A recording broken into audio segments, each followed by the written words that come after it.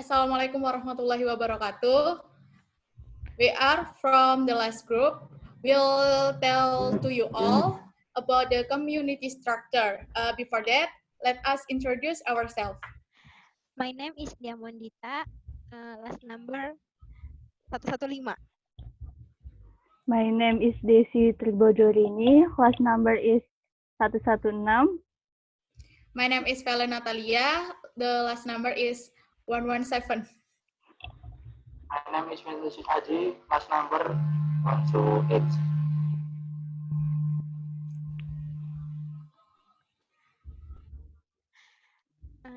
Agenda style.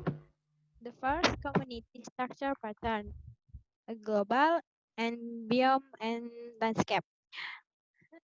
For the second, determine of community structure, area, habitat and complexity, habitat stability, availability of research, species interaction. The first pattern of community structure.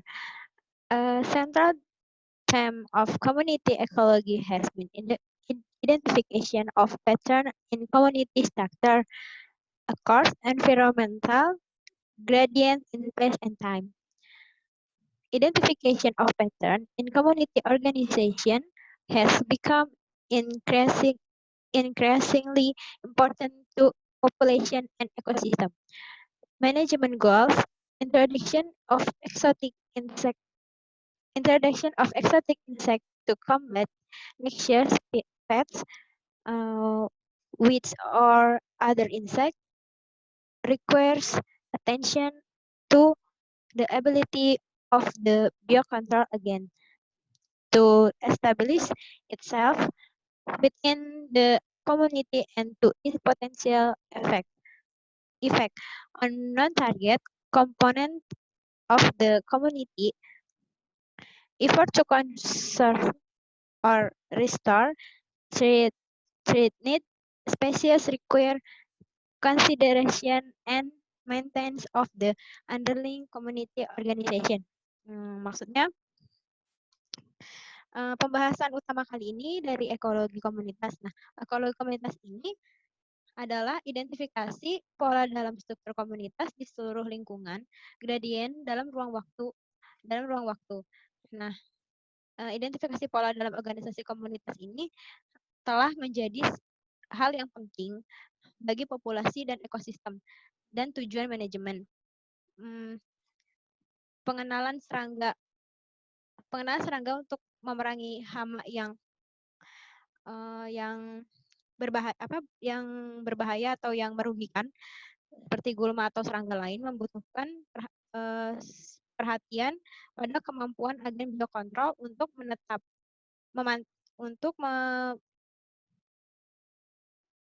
memantapkan dirinya dalam komunitas dan dampak potensial pada komponen yang non-target. Komunitas upaya pelestarian atau pemulihan terancam spesies memerlukan pertimbangan dan pemeliharaan organisasi yang mendasarinya.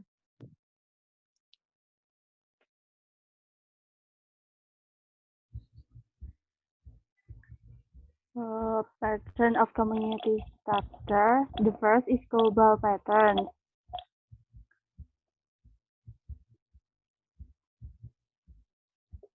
Communities can be distinguished on a taxonomic basis at a global scale because of the distinct faunas among biogeographic realms.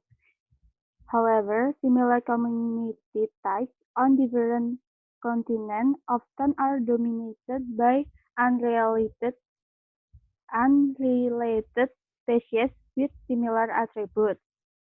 Term ecological equivalence. A number of studies have indicated global pattern in community structure related to latitudinal gradients in temperature and moisture and to the ecological history of adaptive radiation of particular taxa. Some studies suggest that the tropics may support several million new arthropod species. Global arthropods diversity currently is estimated at 4 until 6 million species, with most species in the tropics.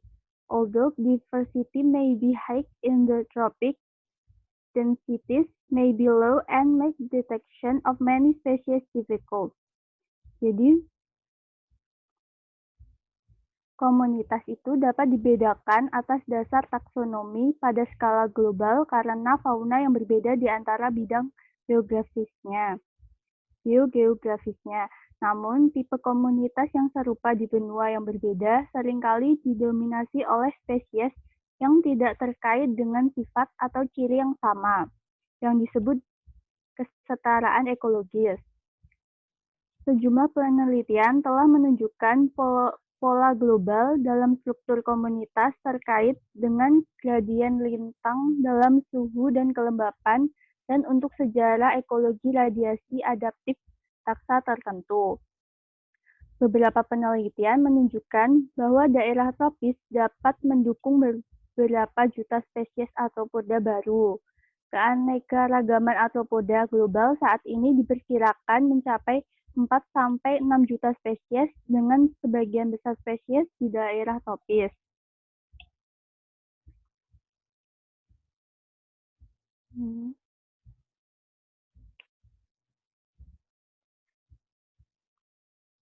Next,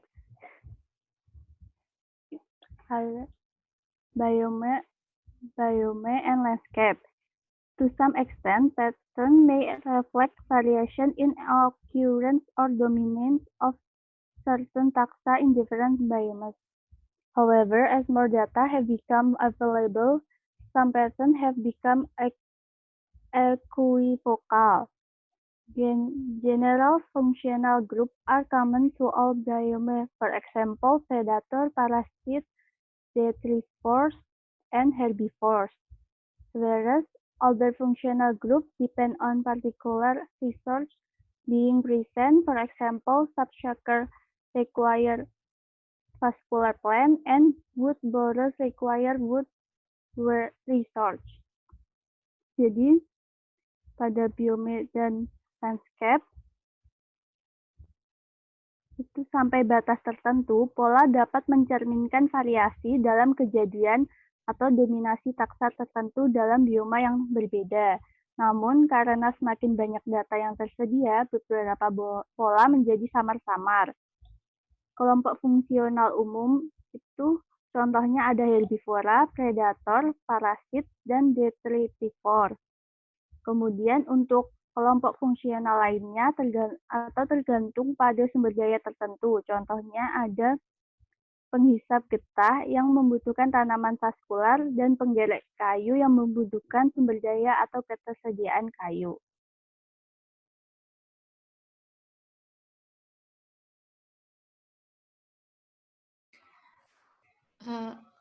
Determinants of community structure. The first factor is habitat area and complexity. An increase in the number of species with an increased number of samples reflect a greater representation of the community. Likewise, larger habitat area will taste a greater proportion of regional species assemblies. However, habitat area are also subtitles for habitat heterogen. Larger regions are more likely than smaller area to represent various habitat conditions because a relative different community of components develop in certain resources, such as plant or microbial species richness increase exponentially as the representation of resource diversity increases. In addition, heterogeneity of habitat provide a refuge from competition or predation. Maksudnya, determinan struktur komunitas, faktor pertamanya merupakan area habitat dan kompleksitas. Jadi peningkatan jumlah spesies dengan jumlah sampel yang meningkat itu mencerminkan representasi komunitas yang sangat besar. Nah, kemudian area habitat yang lebih besar akan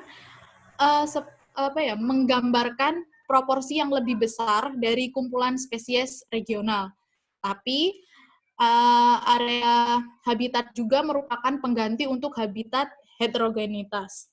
Nah, wilayah yang lebih besar ini lebih mungkin daripada daerah yang kecil untuk mewakili berbagai kondisi habitat. Nah, karena komunitas komponen yang relatif berbeda berkembang pada sumber daya tertentu, seperti spesies tumbuhan atau mikroba, kekayaan spesies meningkat secara eksponensial ketika representasi keanekaragaman sumber daya meningkat. Nah, selain itu, heterogenitas ini menyebabkan tempat berlindung dari pesaing atau pemangsa. Next.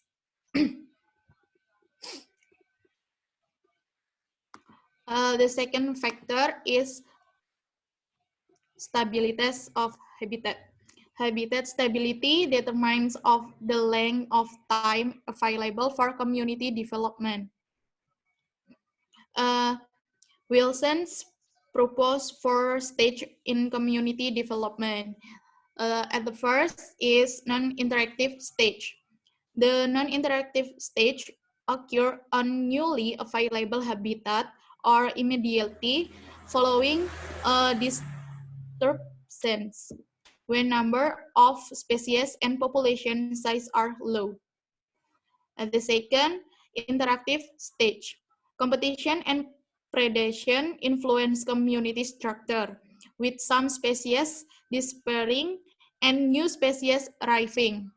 And the third, a sourcetative stage is characterized by persistence of species that can coexist and ulticize research most efficiently, facilitating species patching.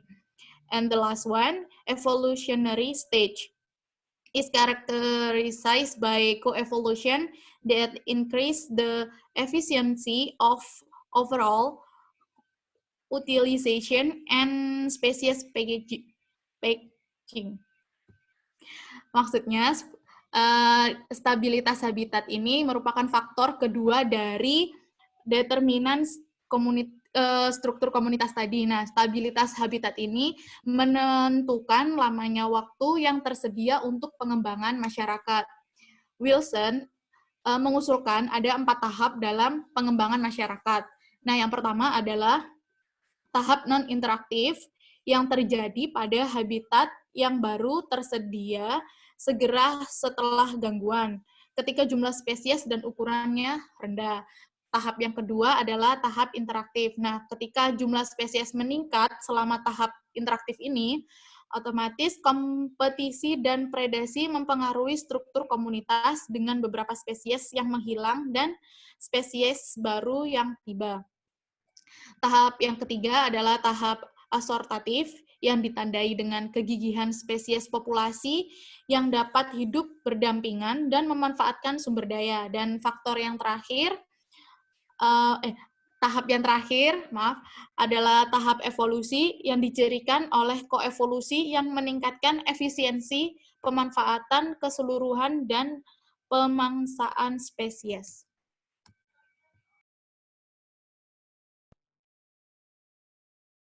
And then nutrient availability, if a limiting resource become more abundant, then associated species also become more abundant until some other factors become limiting. Limiting resource may preclude any single adaptive strategy from becoming dominant and thereby maintain X species fatness. Nah, dalam ketersediaan sumber daya ini, jika sumber daya pembatas atau inang menjadi lebih melimpah, maka spesies yang terkait juga menjadi lebih banyak, sampai beberapa faktor lain menjadi terbatas. Kemudian untuk membatasi sumber daya dapat menghalangi mengurangi strategi adaptif tunggal untuk menjadi dominan, dan dengan demikian mempertahankan kekayaan spesies yang tinggi. Next.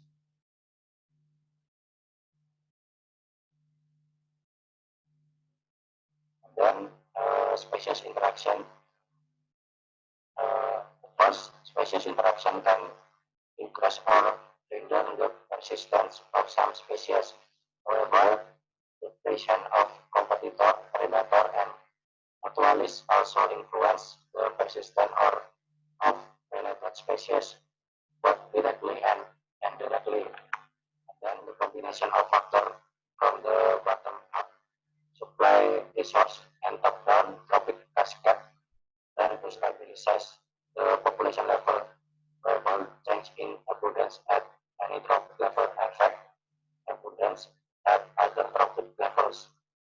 And the last, increasing abundance at one trophic level increase the available resource for the next higher trophic level, increasing abundance at that level but reducing abundance at the next lower level. Reducing abundance at lower trophic levels reduce control at lower second trophic levels, which increase abundance and reduce abundance at lower trophic level. Nah, dalam interaksi spesies ini yang pertama itu interaksi spesies dapat meningkatkan atau menghalangi persistensi beberapa spesies. Namun, kehadiran pesaing, predator, dan mutualis juga mempengaruhi persistensi spesies terkait, baik secara langsung maupun tidak langsung. Dalam kombinasi faktor dari bawah ke atas atau sumber daya pasokan, dan dari atas ke bawah, kaskade tropik cenderung menstabilkan tingkat populasi. Namun perubahan kelimpahan pada tingkat tropik apapun mempengaruhi kelimpahan di tingkat tropik lainnya. Kemudian peningkatan kelimpahan pada satu tingkat tropik meningkatkan sumber daya yang tersedia untuk tingkat tropik yang lebih tinggi berikutnya. Meningkatkan kelimpahan pada tingkat itu tetapi mengurangi kelimpahan pada tingkat yang lebih rendah berikutnya. Berkurangnya kelimpahan pada level tropik yang lebih rendah mengurangi kontrolnya pada level tropik kedua yang lebih rendah. Yang meningkatkan kelimpahan mengurangi kelimpahan pada level tropik ketiga yang lebih rendah. Thank you for your attention. Any question? Kalau ada pertanyaan bisa ditulis di kolom komentar. Terima kasih.